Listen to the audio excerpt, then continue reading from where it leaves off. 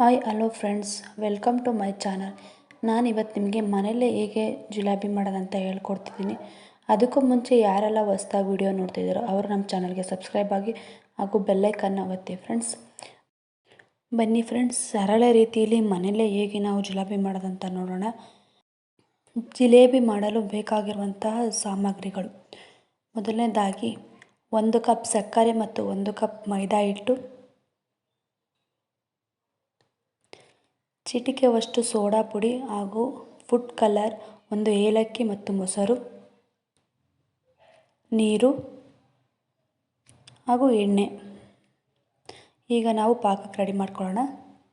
ಒಂದು ಪಾತ್ರೆಗೆ 1 ಕಪ್ಪಷ್ಟು ಸಕ್ಕರೆ ಹಾಕಿ ಅದಕ್ಕೆ ಅರ್ಧ ಕಪ್ಪಷ್ಟು ನೀರನ್ನು ಹಾಕಿ, ನೀವು ಬೇಕಾದರೆ 2 ಕಪ್ ಸಕ್ಕರೆ 1 ಕಪ್ ನೀರು ಹಾಕ್ಬೋದು.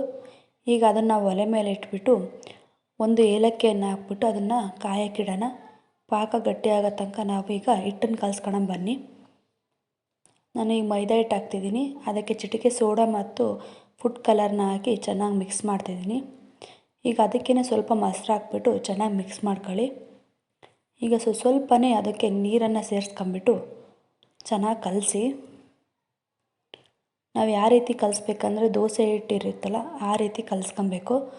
ನೋಡಿ, ಕಲಸಿದ್ದಾಗಿದೆ. ಇದಕ್ಕೆ ಸ್ವಲ್ಪ ಎಣ್ಣೆ ಹಾಕ್ಬಿಟ್ಟು ಇದನ್ನು ಕೂಡ ಚೆನ್ನಾಗಿ ಮಿಕ್ಸ್ ಮಾಡ್ಕೊಳ್ಳಿ. ನೋಡಿ, ಈಗ ಮಿಕ್ಸ್ ಮಾಡ್ಕೊಂಡಾಯಿತು. ಈಗ ನೋಡಿ, ಪಾಕ ಆಗಿದೆ. ಪಾಕ ಯಾವ ರೀತಿ ಬರಬೇಕಂದ್ರೆ ನಾವು ಮುಟ್ಟಿದರೆ ಒಂದೆಳೆ ಬರುತ್ತಲ್ಲ ಆ ಟೈಪ್ ಬರಬೇಕು. ಈ ಗುಲಾಬ್ ಜಾಮೂನ್ ಮಾಡ್ತೀವಲ್ಲ ಆ ರೀತಿ.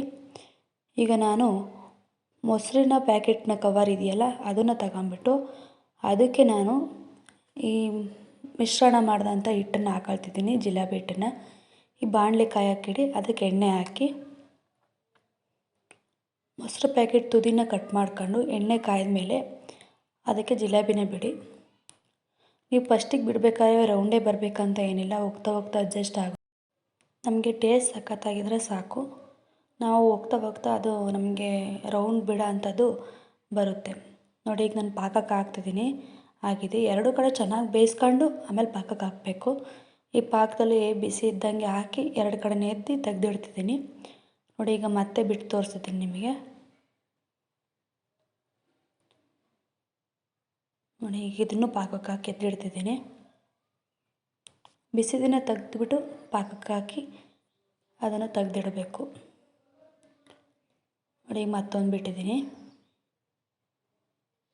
ನೋಡಿ, ಪಾಕಕ್ಕೆ ಹಾಕಿದ್ದೀನಿ. ನೋಡಿ, ನಿಮಗೀಗ ರುಚಿಯಾಗಿರುವಂತಹ ಜಿಲೇಬಿ ಮನೆಯಲ್ಲೇ ತಿನ್ನಲು ಸಿದ್ಧವಾಗಿದೆ. ನೋಡಿ, ಎಷ್ಟು ಚೆನ್ನಾಗಿ ಬಂದಿದೆ. ನೋಡಿ ಫ್ರೆಂಡ್ಸ್, ಈಗ ನಾನು ಪೂರ್ತಿ ಜಿಲೇಬಿನ ಮಾಡಿ ಆಗಿದೆ. ನೀವು 10 ನಿಮಿಷದಲ್ಲೇ ಈ ಜಿಲೇಬಿನ ಮಾಡ್ಕೊಬೋದು. ಮಕ್ಕಳಿಗೆ ಮತ್ತು ದೊಡ್ಡವರಿಗೆ ಎಲ್ರಿಗೂ ಕೂಡ ಇಷ್ಟ ಆಗುತ್ತೆ. ಕೆಲವರು ಹೊರಗಡೆ ತಿನ್ನೋಕ್ಕೆ ಇಷ್ಟಪಡಲ್ಲ, ಅಂಥವರು 10 ನಿಮಿಷದಲ್ಲೇ ಮನೆಯಲ್ಲೇ ಮಾಡ್ಕೊಳ್ಳಿ. ನೋಡಿ ಫ್ರೆಂಡ್ಸ್, ನಿಮ್ಗೆ ಈ ವಿಡಿಯೋ ಇಷ್ಟ ಆದರೆ ಲೈಕ್ ಮಾಡಿ ಫ್ರೆಂಡ್ಸ್. ಧನ್ಯವಾದಗಳು.